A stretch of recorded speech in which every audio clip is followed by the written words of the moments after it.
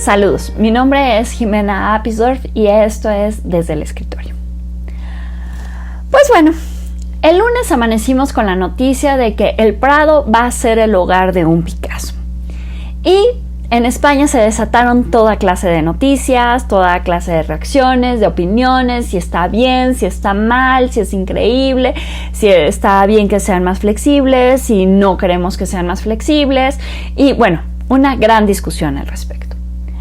Yo cuando leí la noticia, lo primero que me llamó la atención fue de dónde venía el Picasso. Y bueno, resulta que el Picasso venía de la familia Arango Montul. Y yo me quedé pensando y dije, Arango, ¿por qué me suena? ¿Por qué me suena? Y entonces me puse a buscar. Y bueno, resulta que la familia Arango, que eran 3 hermanos, son una de las familias con mayor fortuna en México. Están rankeados entre el número 7 y 8 de las fortunas más grandes de México. ¿Por qué? ¿De dónde viene su fortuna? Pues básicamente viene de lo que hicieron a partir de crear Aurrera y Vips y de todo este trabajo que hicieron a lo largo del siglo XX. Pero los hermanos, cada quien tomó como un camino diferente. Entonces, uno de los hermanos se fue a vivir a España, Plácido, y en España hizo una vida que tenía que ver mucho con la filantropía y mucho con las cuestiones de beneficencia. Entre sus trabajos más destacados está el de ser presidente de la fundación del Premio Príncipe de Asturias, que es uno de los grandes premios de España. Por el otro lado, también fue parte del patronato del Museo del Prado, de una manera muy grande, y de hecho donó como 10 obras muy importantes para el Prado. Y él se quedó en España y falleció el año pasado, y resulta que a su funeral incluso fue el rey de España. Por el otro lado está Jerónimo Arango, que se casó con Carmen Montul y tuvieron sus hijos y vivían en Los Ángeles. Los hijos de Arango Montul son los que deciden, con la ayuda del patronato de amigos americanos del Museo del Prado, dar esta donación al Museo del Prado. Entonces, es una donación que hasta cierto grado tiene un gran carácter sentimental, porque son los sobrinos de Plácido dando como dato primero y después ya como donación esta pieza, que es un Picasso. Pero yo me quedé pensando y dije, bueno, una cuestión que está como muy interesante es que la fortuna de la familia Arango se hizo en México. Y hay muchas preguntas de qué suceden con estos grandes coleccionistas que viven en México y que no tienen las herramientas para poder dejar esas piezas en México. Ojo, el Picasso no estuvo en México, estaba en Estados Unidos.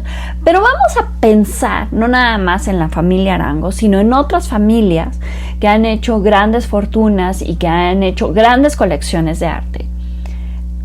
¿Cómo lo muestran en México y cómo lo podrían donar al pueblo de México?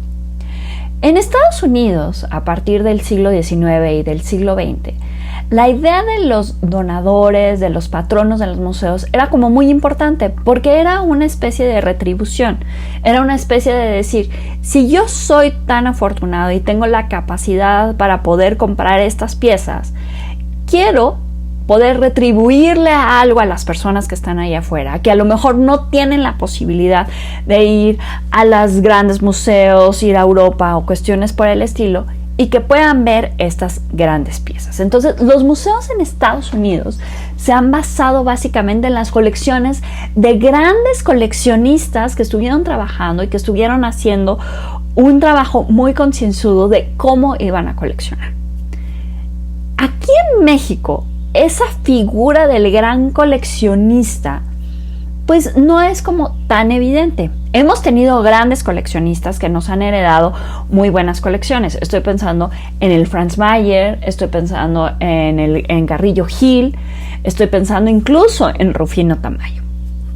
Pero la realidad es que si decimos los nombres son como poquitos, porque, por ejemplo, otras instituciones que han sido de cuestiones privadas, como la colección que tuvo en algún momento Televisa, pues en el momento en que les dejó de interesar, la dejaron de tener y la cerraron.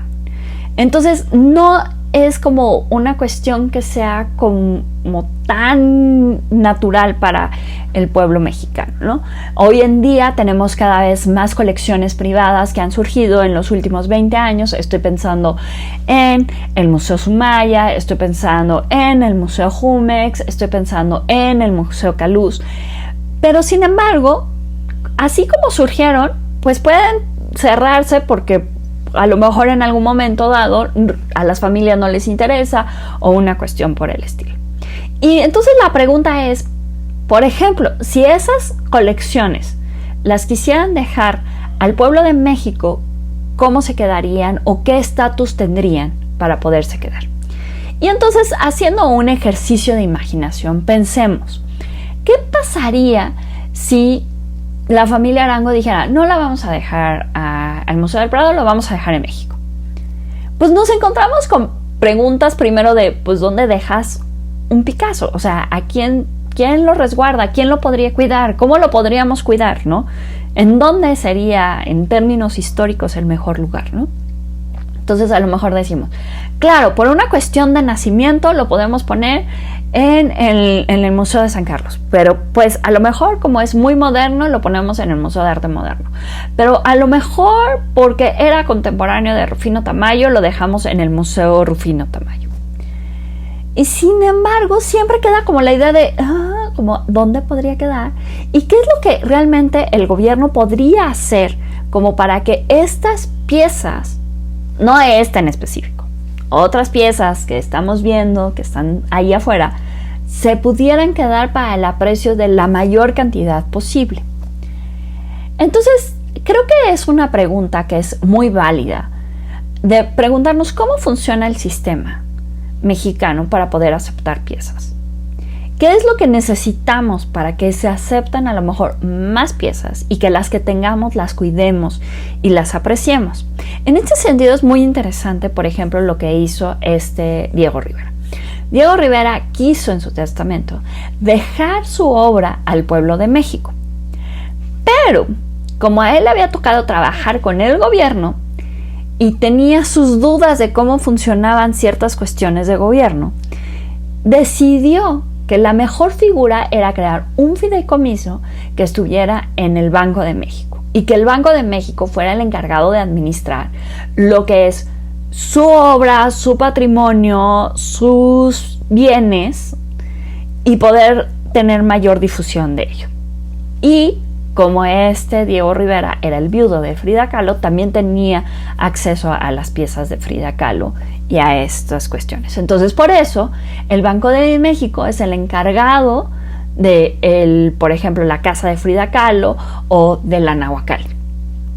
Entonces, en estas cuestiones es muy interesante sentarnos y poder platicar acerca de cómo podríamos sacar provecho de esas fortunas que ya están hechas, de esos coleccionistas que ya están gastando en grandes obras de arte y que la mayor cantidad del público pudiera tener acceso a ellas para crear una conciencia mayor y más internacional de lo que es la historia del arte.